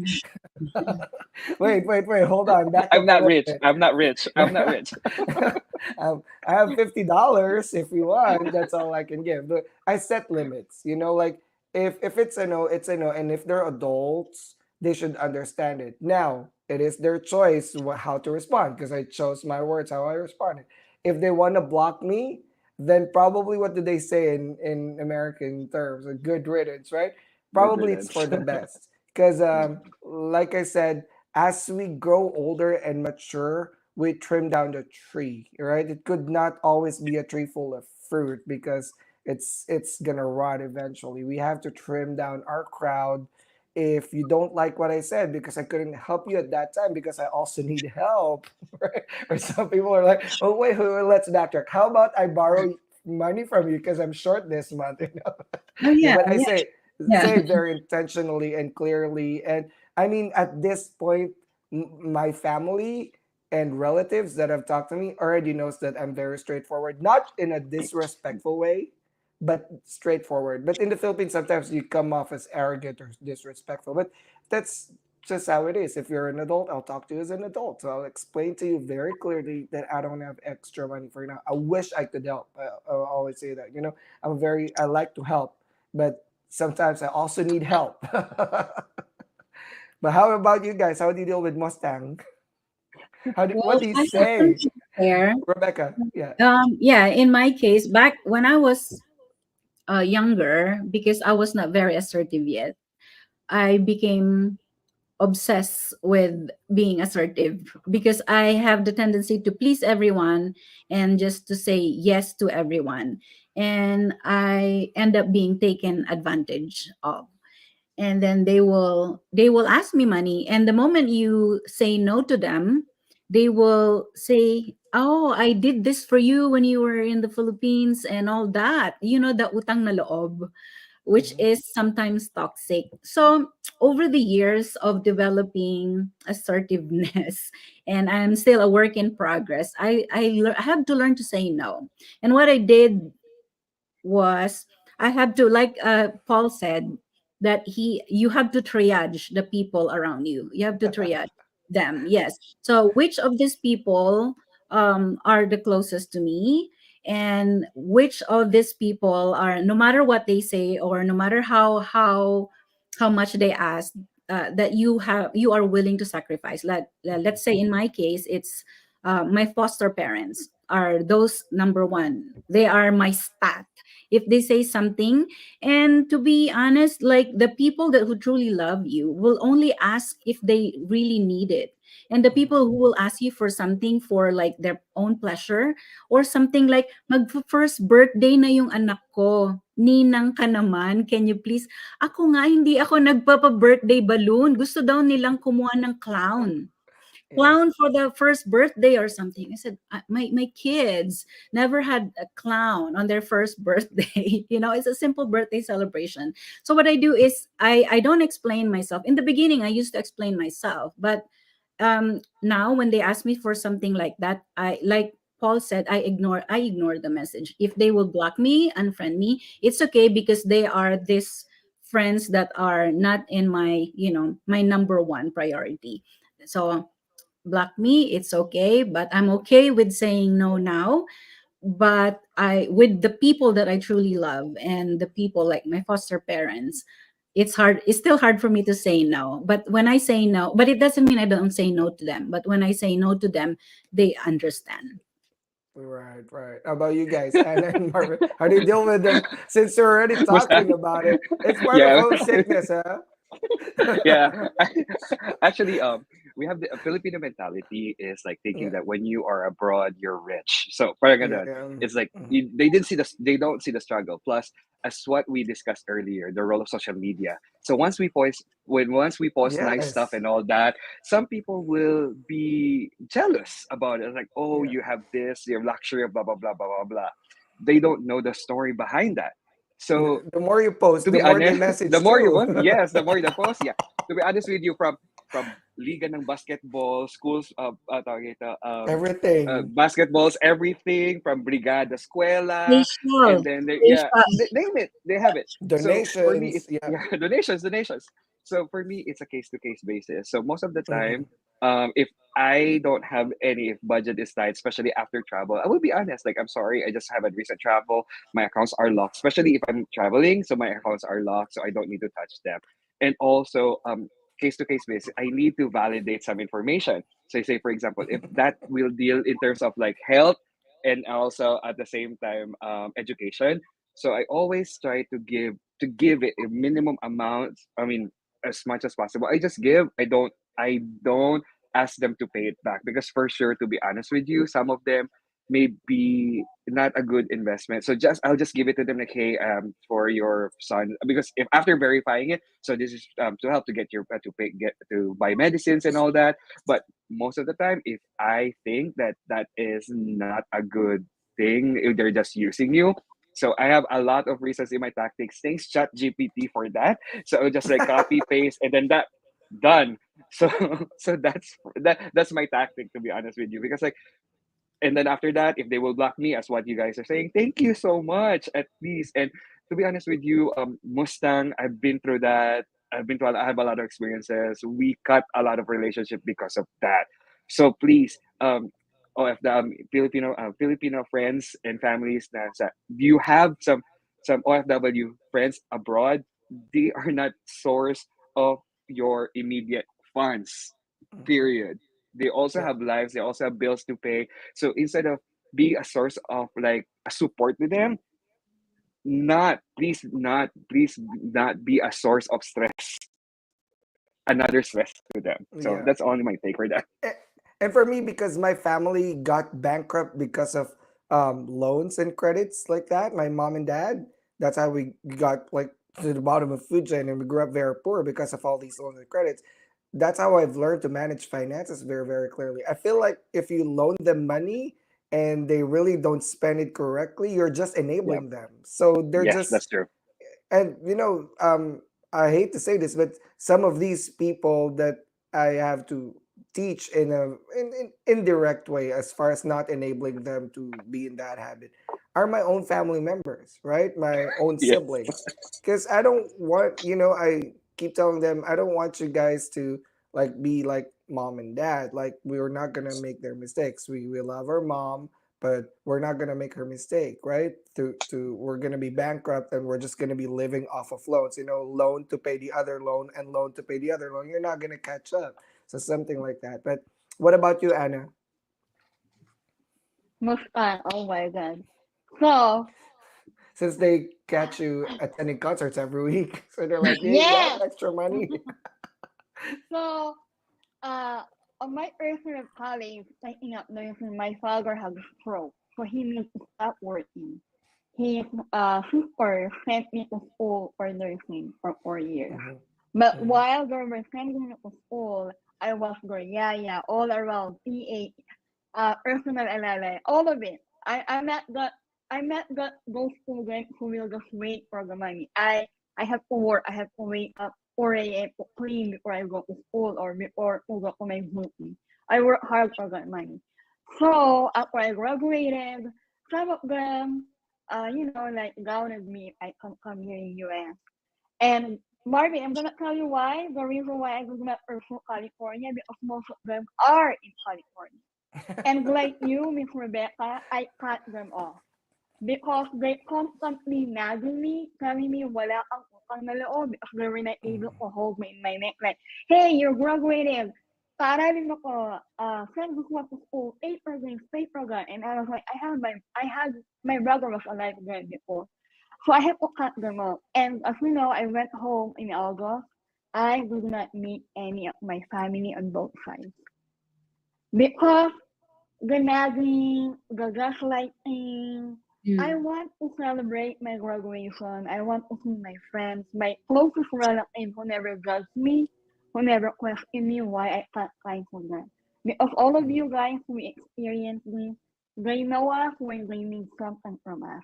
And when we are venting because we're sad, we're sick, and we miss our parents. When my mom passed away, I was looking for my aunt, and they will be very sarcastic to me. Oh, stop acting, Anna. You're already in New York. You're earning dollars. What do you need Mhm. more? I Mm. need someone to listen to me as my parent. And so I cut all of those. I divorced them. I friends with them. And yes, I've been going to a lot of concerts and I've been getting a lot of messages each time I post a story. And I have a bucket list of my concert because I love music. That's how I, you know, pour out my frustration, sing my heart out. I was feeling like a Taylor Swift singer. I sound like her. I dance like her. And then I'm gonna receive all these messages. Oh, you've been for a concert, huh? Baka naman. Or my wife is getting will have a delivery of the baby. I was like, hey, you have 9 months to prepare for that. Okay. Oh, my monthly bills. That is why it's called monthly because it's expected of you. At first, I was like, therefore, I was so generous because my mom was so generous helping the neighbor's cousin, this and that, my long lost grand cousin. But then I realized, hey, I've been working so hard, and whenever I buy something or watch a concert, they will messages pour like it's so nice to help. It feels better to share your blessing and be generous. But at some point, it's becoming an obligation. That when you say no, they will mhm. throw answers to you. They will hurt. Before I was so hurt, I was upset. But now, I was like, you know what? Even if I help, even if I don't help, you will still have something to say. And I would True. like to protect my peace. If you don't want to see me, I invite you for a partner or a dinner, you don't want to see me, I'm okay with that. I can love you from a distance. And I will pray for you. I'm thankful and grateful that you helped me achieve whatever I have right now. Yes, I've been a victim of misconduct from relative, neighbor, long lost friends, long lost cousins. And like you for Marvin, I would really ask for them to pay me back. Because it's gonna be a big lawsuit. And my husband will tell me, oh, if you can only be rich, let them borrow your money, you won't have to work. And you're right, they don't know what we've been through. We have to wake up earlier, we have to bring the winter, the snow, all of those. We have to speak English for 12 hours. Yeah, Nakakapagod yeah, yeah. na. Right, Right? right. And I'm Sure. happy that we talk about this. This is part of the homesickness and us reaching for a family or a friend and they will just like us. Right? Connect Yeah. us yan, ah. They use our homesickness as a weakness. Like, Musta, True. how are you? I haven't Baka talked to you for naman. years. Are you doing Yeah. good? And then boom, can I ask money for this, this, and that?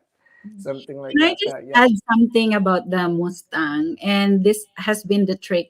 Like, let's say I have friends that will borrow money. Let's say it's 5,000 pesos. So I know they if they cannot pay their monthly bill, I know they cannot pay me back. So what I do is I tell them, you don't have to pay me back. Just pay half to my aunt or give it to my uncle. And you don't have to pay it in one go. You can pay it in small payments. That way, they will still pay. It will still give them the accountability. That way, it's not free. And actually, it's been working. Kasi it's not me asking them to give my money back. Yun nang the other person that will ask them for the money. And it will give them a sense of accountability, I guess. Yeah. With me, to be honest with you guys, because I'm also not bragging about it, but I've also been a good earner in the Philippines at that time. So there's really, I've probably learned about it because there's so many people that are asking me all the time. I'd be honest with you, probably 90 to 95% of money that I loaned was never paid. So it's a bad debt for me. So over time, I've learned that if I loan you money, I should have the expectation that it will never come back. So I will only loan you money that I can lose. Oh, You know what really, I mean? Kind Paul? of like Oh, yeah. really, No, Paul? Marvin, I'm gonna say no. Mustang, Mara. No, because I Paul, don't want to. Because how are it's just you? Paul. gonna. But also, I have this Sana thing. naman. I learned this from my friend that if you ask me for money, for example, can I loan 10,000 pesos? And it was your choice to never repay me back. It is a loan. It's not a gift. It's not a donation. So you know you have an obligation to do it, but you didn't, and you never talk to me because you don't want to pay it back, then I did not burn the bridge. You did. You put a Yes. price in our friendship, and that's Mm. 10,000 Yes. pesos. And Mhm. I can lose the 10,000 pesos, but you lost me as a friend. So, you know True. what Oh, I mean? You can never loan back again from me because you burned the bridge. I didn't burn the bridge. So that's how I feel about it, like, um, and to the friends that still owe me money for 15 years, hi.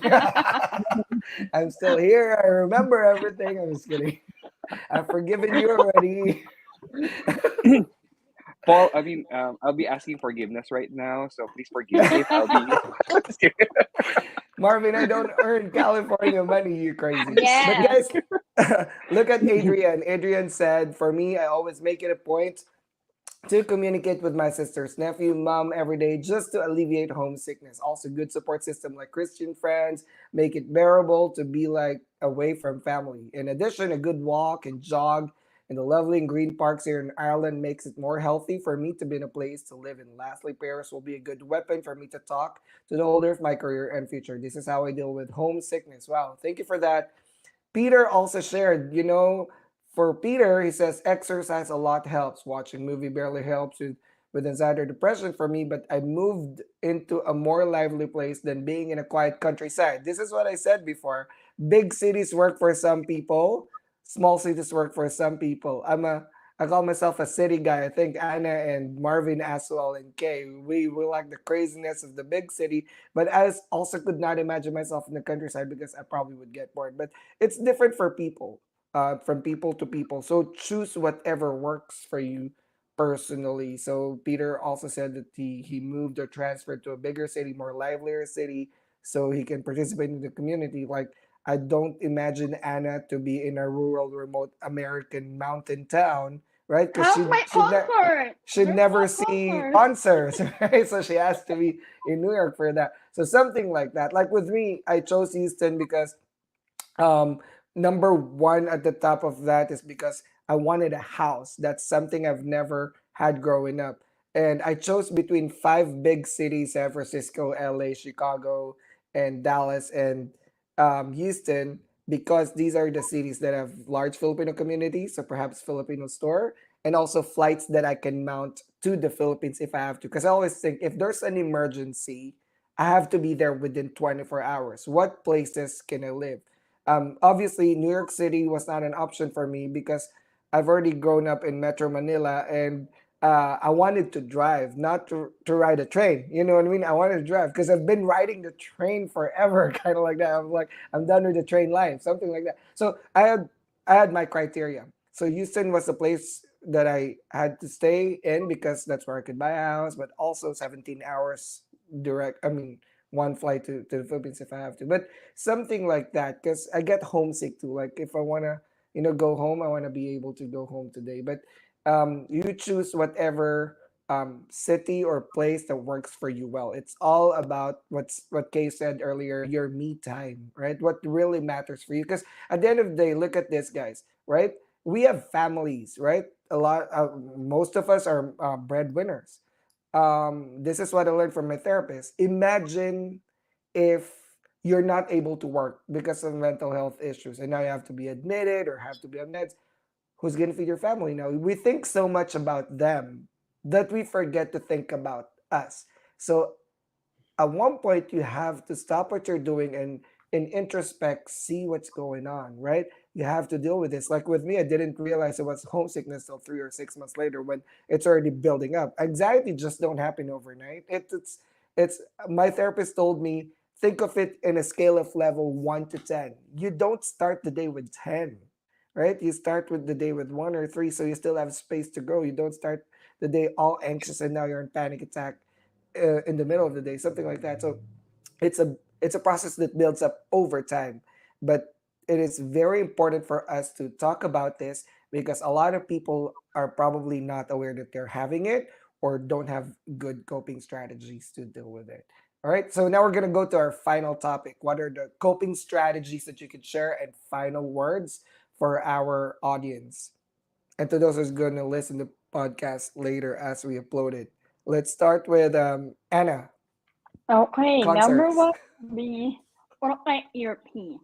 Protect Mhm. your peace or anything that can harm you or can hurt you emotionally, physically. Do whatever will make you happy because at the end of the day, it's gonna be all about you. Ikaw lang mag-isa. When Yeah. you get sick, work helping others. I mean, it's nice to help, but when it comes to obligation, I don't know, it's a whole new game. Winning the first few months, it will be difficult, but as single ka man, or you're married, or may anak ka man, because you're not in the Philippines, or you're not in your country anymore. Everything's new. You know, the food, the climate. Remember, when you live in a four season state like here, during winter, mas prone up to be homesickness because we came from a tropical country. So you really have to do something for yourself or make it better. Like what all my other California admin said and Miss Rebecca, you have to help yourself. If you need to go to a therapy, we have insurance here. Go for it. Support from friends that you trust, concert, karaoke, it's okay. I don't even know my Tagalog songs. I built Asian songs. Luha or whatever that can make you happy while you're working out or you're cleaning. And prayers, of course, it's a must have.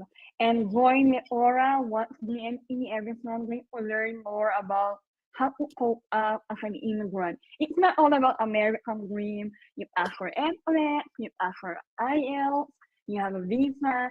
There's a bigger picture at meeting that. At the end of the day, your mental health matters, you will experience sadness.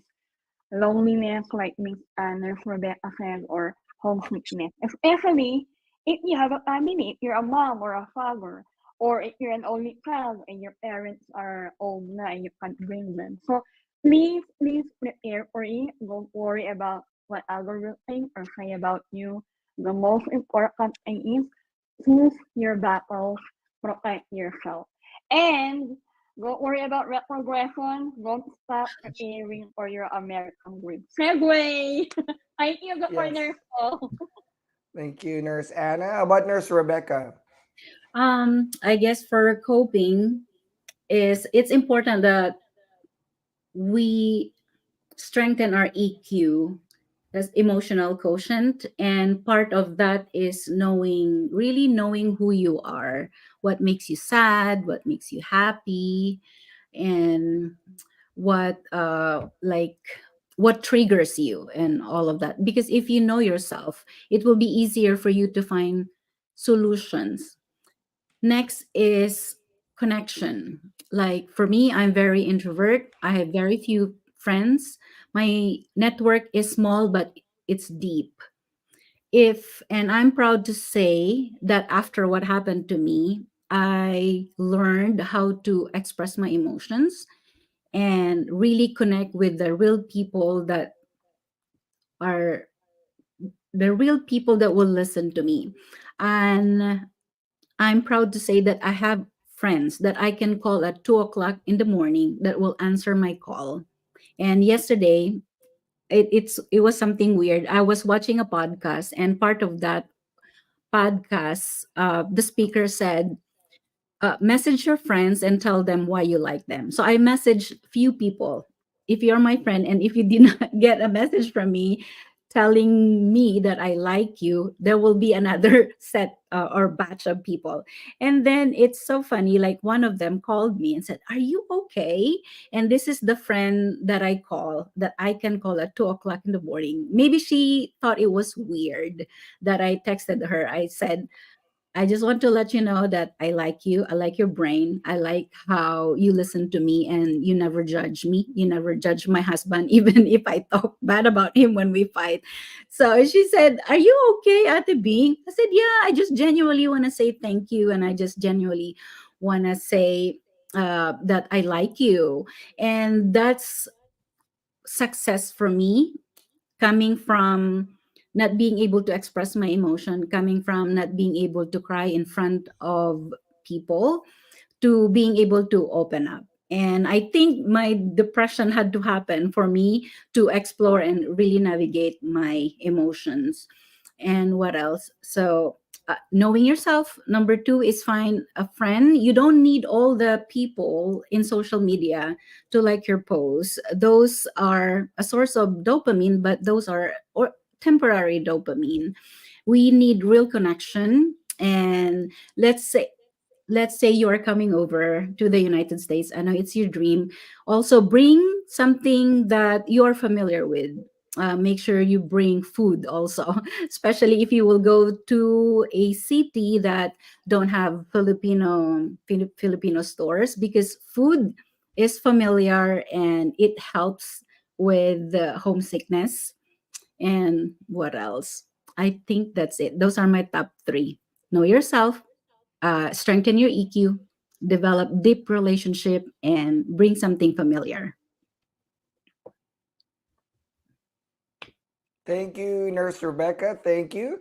And that's really good points. Guys, I'm also learning a lot because, like I said, my experience is my experience, but that's not everything. But thanks for sharing your experiences because I'm also learning a lot. I feel like I'm in therapy again. Thank you for the free therapy today, guys.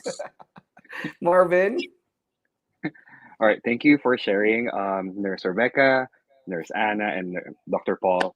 So, I mean, facing this question, what advice can I give? So, if there's a one piece or key piece of advice that I would give to immigrant nurses or incoming nurses or nurses that are here right now struggling with health sickness, is build your new home away from home. Now, find a community where it is through Filipino associations, faith groups, social clubs that can give you the sense of belongingness and the support that you need. Now, surround yourself with people, number one, who understands your journey, share similar experiences, and the people who can actually share or offer comfort. Now, creating this support network, you have to make sure it's quality over quantity, as what most of the admins and our guests would say. So, this will help you ease the loneliness and give you the sense of connection, which is essential for your mental and emotional health or well being. Now, aside from that, um, to everyone, to everyone who's listening right now, who has friends or family who are OFWs, please reach out to them.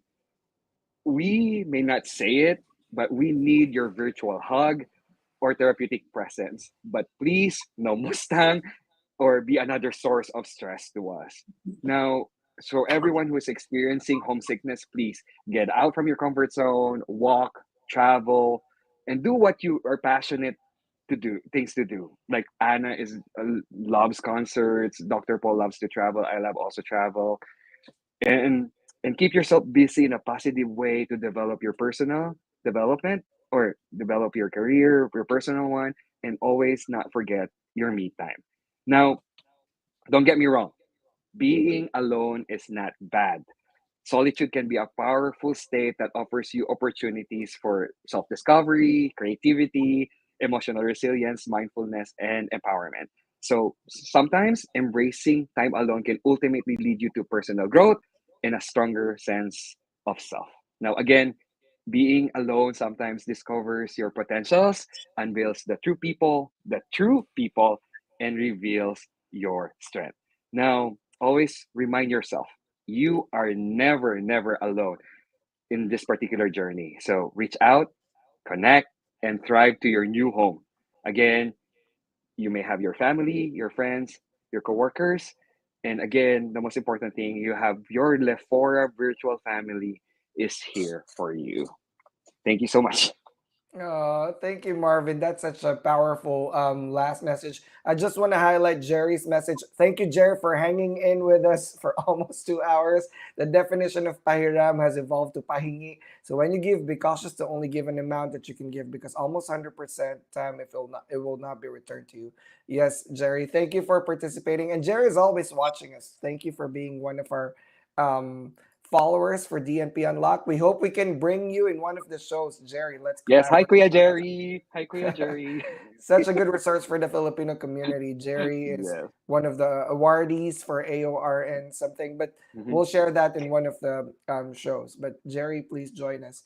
But for me, what I could share is you've guys shared a lot. Most of the things that I would share is there. But homesickness is a phase for our immigrant community. It is a phase. All right. We're not gonna invalidate that feeling because homesickness is a very real thing. So the very important, most important thing that you need to know is you're able to define what it is and you're able to identify what it is. Because for me, solution problem solving would always be identifying the problem first. So when you start feeling these things, start talking to people, writing down what drives you, what motivates you. With me, what empowered me when I was here was at that time, I was gonna say this earlier, but there was a point at the peak of my homesickness that I looked at my maleta, the luggage that I bought to the States, and I was ready to pack everything and leave everything. To be honest with you, I was Mm. ready to fold my stuff and put everything back in my maleta because I only brought clothes. I would go back. I was honestly looking at flights for the next day. That's how homesick I was. But at the end of the day, I thought about it, right? Because we always have to think twice, right?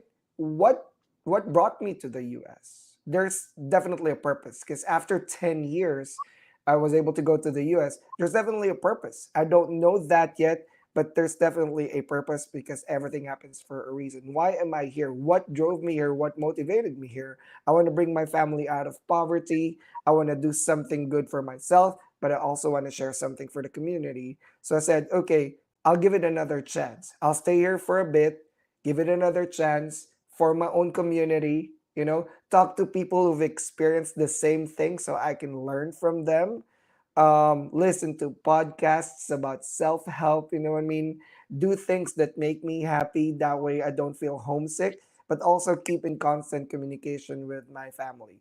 And I mean, it's been 7 years. When I look back at all the homesicknesses that I went through, and at one point I wanted to go home the next day, it was all worth it. It was a phase.